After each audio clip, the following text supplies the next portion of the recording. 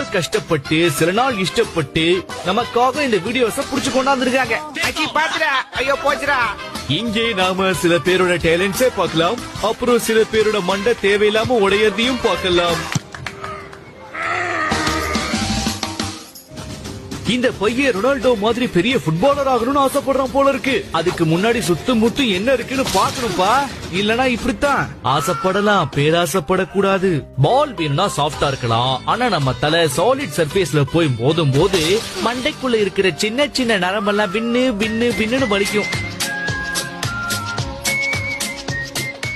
சில பேர் அவங்க தலையோட ஸ்ட்ரென்த்தை இப்படியும் காட்டுவாங்க.